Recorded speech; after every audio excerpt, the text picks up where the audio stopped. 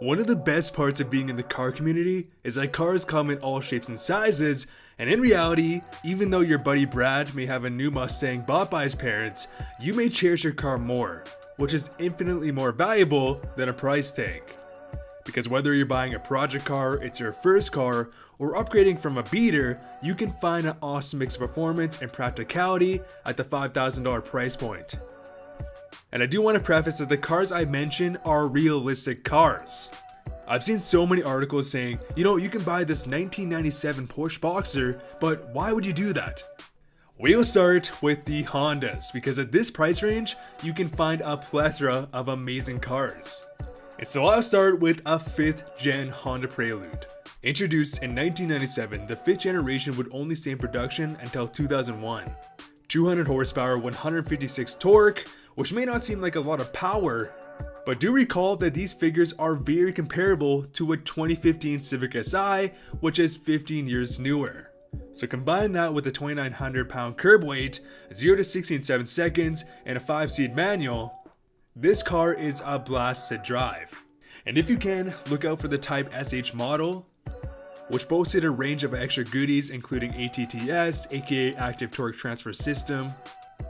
And the Prelude also came standard with modern amenities including heated seats, cruise control, a sunroof, and today, depending on where you live, you can generally pick up a clean condition Prelude for around $4,000, so a great deal.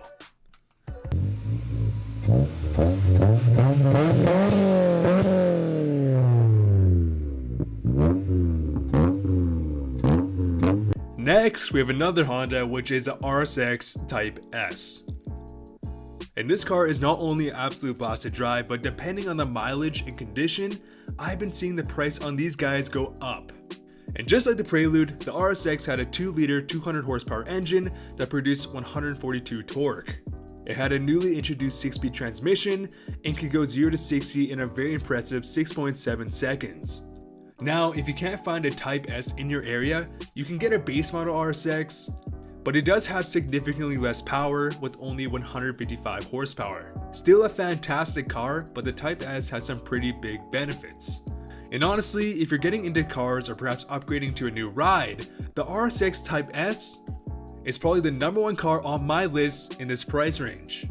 I came very close to buying a very clean model about 4 years ago. I hummed and hawed, I let it go, and it is a car that I always wished I owned.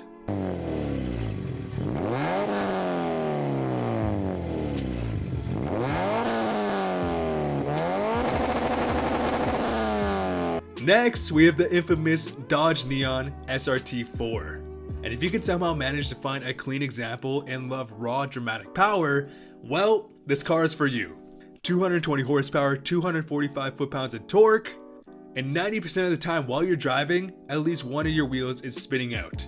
It had a 2,900 pound curb weight, 0 to 60 in a very impressive 5.6 seconds. And the Dodge Neon is a very raw experience. And it's probably a pretty dangerous car if this is your first car, but it has okay practicality with 4 doors and a 5-speed manual. So if you can find a clean example near you, which is kind of a unicorn, pick it up, they're awesome cars. Not the best interior build quality, but again, awesome performance.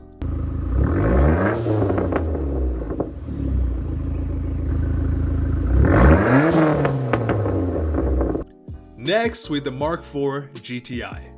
And if you want something that has tuning upside and practicality, and realistically a car your girlfriend will like, the GTI is the car, as it is definitely the most comfortable ride on this list and is a blast to drive. 180 horsepower, 173 torque paired with a 5-speed manual, a 2,900 pound curb weight, and 0 to 60 in 7 seconds. And the Mark IV may not be the most sought upon generation, but it is still a great car. Combined with a hatchback that really boosts practicality, and this same argument minus the hatch can also be applied to the 1.8T Jetta, which is also a great option.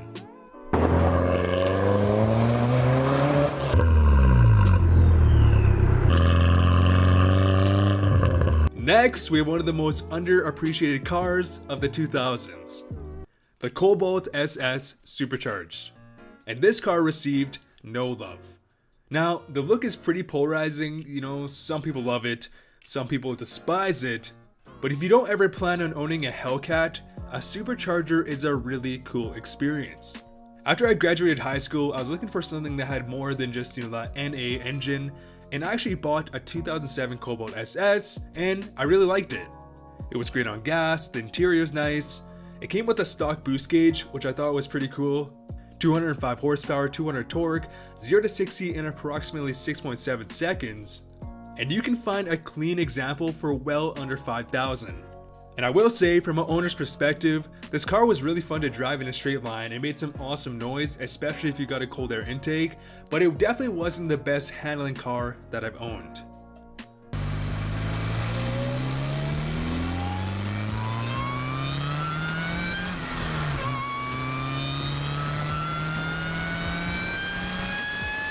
Next, we have a 4th generation Mustang GT. More specifically, the 1994 to 1998 model. But the Mustang is hands down the most powerful car on this list. 285 horsepower, 215 torque, 0 to 60 in 6.5 seconds, and of course a great sounding V8 engine.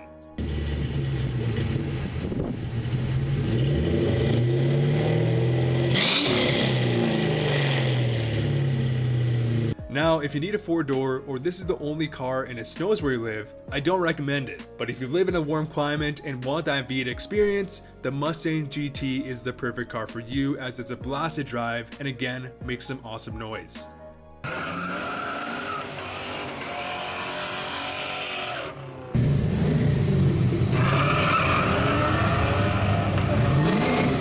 And we will end with the legendary NA Mazda Miata. Now, over the past decade, these cars have been getting more and more sought upon, as they are quite literally one of the best handling cars in history. And they're also how many people, especially on YouTube, have gotten into drifting. Released in 1990, the Miata became an instant icon, as it was a 2-seater, nice-looking convertible cruiser that was extremely cheap compared to competitors, as it had a base price of $14,000. And what's insane about that is because it turned into an instant classic, I have seen very clean condition 100k Mazda Miatas go for well over $10,000. So it's safe to say if you don't destroy it, you're not going to lose your money.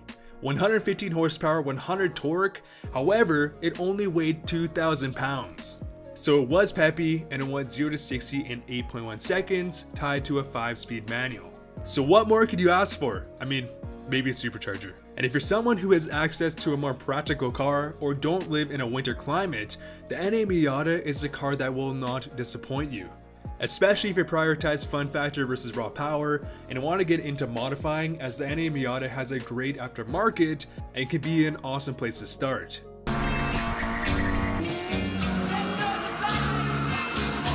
But anyways guys, what other cars can you name that cost $5,000 or less? And of course, depending on where you live, prices may vary, but the $5,000 price range can still bring you some awesome cars. But anyways, thank you guys so much for watching. Press subscribe if you aren't already. I do plan on making more of these type of list videos. The channel has been kind of dormant for a while, so this is my return. Anyways, comment down below, press like, subscribe. See you guys later.